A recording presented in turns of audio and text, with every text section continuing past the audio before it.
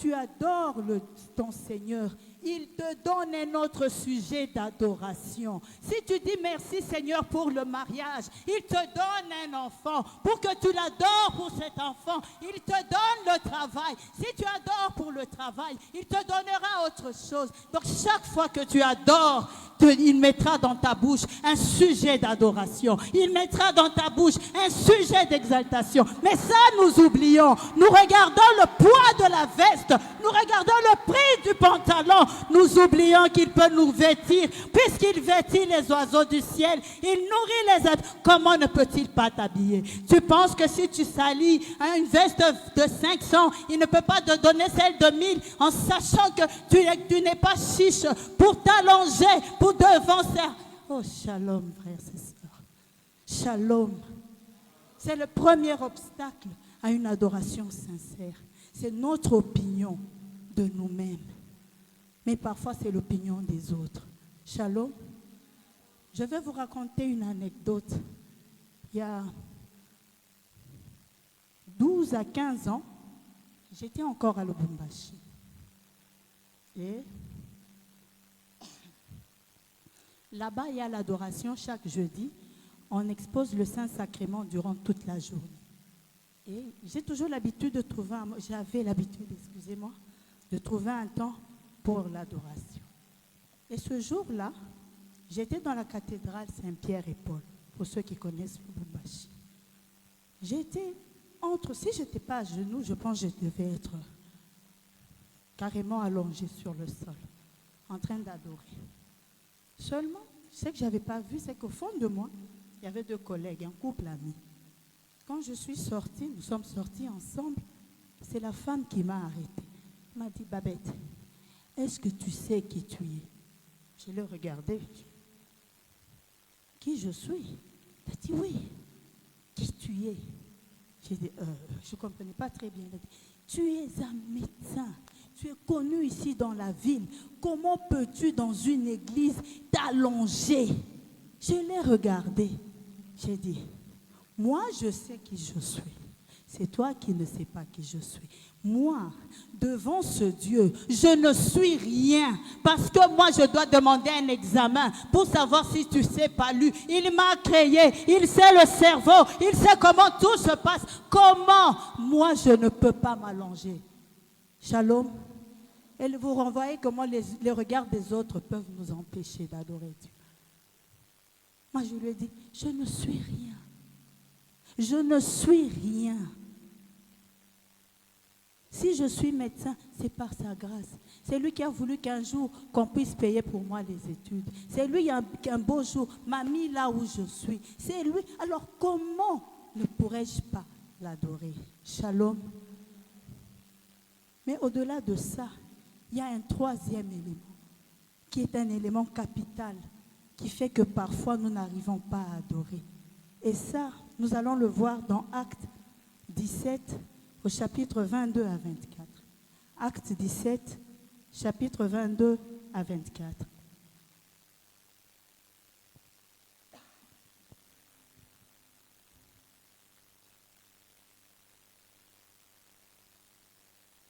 Nous lisons au nom du Seigneur. Paul, debout au milieu de l'aréopage, dit: Hommes d'Athéniens, je vous trouve à tous égards extrêmement religieux. Car en parcourant votre ville et en considérant les objets de votre dévotion, j'ai même découvert un autel avec cette inscription: à un Dieu inconnu. Ce que vous reverrez sans le connaître, c'est ce que je vous annonce. Tu ne peux pas adorer un Dieu que tu ne connais pas. Tu ne peux pas adorer un Dieu dont tu ne connais pas la capacité. Tu es là, en train de vivre une situation compliquée. Tu as été rejeté. Tu es issu d'une famille où il y a plusieurs mamans. Et vous, on vous a rejeté. Tu te dis, est-ce que Mon Dieu est capable de me sortir de là. Et pas nabiso tozalaka na ba blocage. Tokendaka liboso te. C'est vrai, il y avait une famille qui était dans cet état. C'était la famille de Gédéon. Eux, ils travaillaient. Au moment de la récolte, ce sont les autres qui venaient et qui ramassaient tout. Mais un jour, Dieu a dit, Gédéon, vaillant héros, aujourd'hui, je veux mettre un terme à cela. Est-ce que tu crois que ce Dieu qui avait agi pour Gédéon peut agir dans ta vie? Celui qui avait ramassé Jephthé, tu peux aussi te ramener. Celui qui avait donné un enfant à la stérile Anne peut te le donner aussi. Alors pourquoi pleures-tu? Pourquoi pleures-tu? Alors que notre Dieu ne répond pas aux pleurs, mais à l'adoration. Pourquoi? Vous allez me dire, mais moi je souffre et puis je veux adorer Dieu. Je veux vous donner un secret. Et la modératrice l'a dit tout à l'heure. Notre Dieu siège au milieu de la louange et de l'adoration. Là où il y a la louange, il vient. Et quand il vient, il y a un psaume qui décrit très bien ce qui arrive quand il vient. C'est le psaume 24, à son verset 7, qui dit ceci. Levez-vous, portes, levez vos lintons et laissez entrer le roi de gloire. Quand toi tu es triste, quand toi tu es au chômage et que tu adores Dieu, il descend dans sa toute puissance. Le chômage doit se lever, laisser la place pour que le roi de gloire fasse son entrée dans ta maison, dans ta vie. Est-ce que tu comprends, mon frère et ma soeur? Oh. Dans cette maladie que tu n'arrives plus à comprendre, tu as fini l'argent, vous êtes allés partout. Quand tu adores, le Rapha descend. La maladie doit céder. Et lorsque la maladie cède, le Rapha entre. Quand il vient avec tout ce qu'il est. Il est le Tout-Puissant, il est le Rapha, il est le Sabaoth, il est l'indomptable, il est le juge, il est l'aide des faibles, il est celui qui ne manque jamais. Il pourvoit à nos besoins. Mais quand tu adores, il descend dans ta vie. Quand toi tu adores, il descend et les portes doivent céder. Cette parole, ce psaume a été écrit avant que Jésus ne naisse parce que c'est son père David qui l'a écrit. La manifestation de ce psaume se manifeste quand Paul et Silas sont emprisonnés. Ils avaient les pieds enchaînés. Au fond de la prison, la Bible nous dit qu'ils ont commencé à louer et à adorer. Quand ils ont commencé à adorer, même les fondements de la prison ont cédé.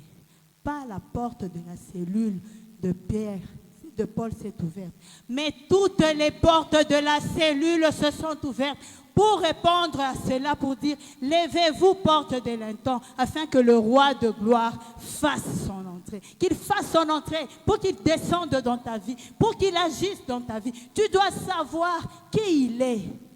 Voilà ce qu'on a dit, l'adoration. C'est dire ce que Dieu est. Si tu dis, les loups disent, c'est-à-dire le Dieu qui combat, alors tu sauras que le jour où j'ai des combats, si j'adore ce Dieu, en l'appelant Kalalakamavita, il va descendre. Voilà pourquoi quand on nous demande, adore le Seigneur, on dit, donne-lui le nom que tu veux. Le nom, c'est par rapport à ta situation. Qu'est-ce que tu as comme situation? Et sache que pour chaque situation, il y a un attribut de Dieu. Si tu as faim, il est le Dieu qui pourvoit. Si tu es malade, il est le Dieu Rapha. Si tu ne manques de paix, il est le Dieu Shalom. Donc quand tu l'adores, il descend dans sa puissance. Il agit parce qu'il est tout. Il peut tout. Il sait tout. Il maîtrise tout.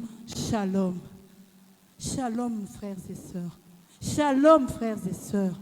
Notre Dieu peut tout. Et tout ça, c'est lorsque nous l'adorons. Parce que lorsque nous l'adorons, nous l'invitons dans notre vie. Et il vient avec sa majesté pour faire et agir. Et enfin, je veux nous dire une chose. Toujours dans le passage que l'on nous a lu, on nous a dit que les 24 vieillards adoraient nuit et jour. Le jour représente quoi, mon frère? C'est le moment heureux de ta vie. Quand tout va bien, adore le Seigneur. Je l'ai dit tout à l'heure, quand tu vas bien, moi, promotion Ezomata, je t'adore, mon Dieu, pour ce travail. Merci parce que je suis passé chef de service. Quand il sait que tu as reconnu que tu n'es pas chef de service par toi-même, mais parce que lui, il l'a fait, il va te donner un sujet d'adoration. Il peut encore augmenter. Tu deviens chef de bureau et chef de division. Tu vas continuer à monter parce que chaque fois que tu adores, il te donne un sujet d'adoration. Et quand on nous dit, ils adorent la nuit, c'est quand tout ne va pas bien. Il y a des moments où tu es là, au Tali Liboso, au Tali Nassima. Tu n'as plus personne. C'est là que nous disons, il n'y a que toi, Seigneur, il n'y a que... Et là, il sait que si moi je n'agis pas, si moi je n'agis pas, j'aurai honte. Mon nom aura honte. Mon nom aujourd'hui et éternellement. Ce qu'il a fait dans le passé, il le fera encore. Et parce qu'il adore mon Dieu. Quand je rencontre aussi des obstacles, je t'adore mon Dieu. À ce moment-là, ce Dieu n'ira plus loin. Il restera présent dans ta vie parce que ta vie devient une adoration permanente. Donc un siège de sa présence permanente. Shalom. Et ça, le Christ nous l'a dit avant de partir. Il a dit, l'heure vient. D'ailleurs, elle est déjà venue.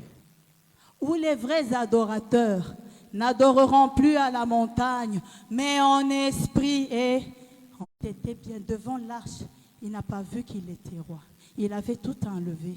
Il dansait pratiquement à moitié nu. C'est-à-dire quand tu vas bien, danse comme David.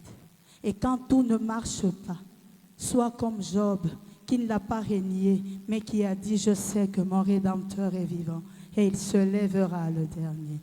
Nous allons nous lever dans cette attitude.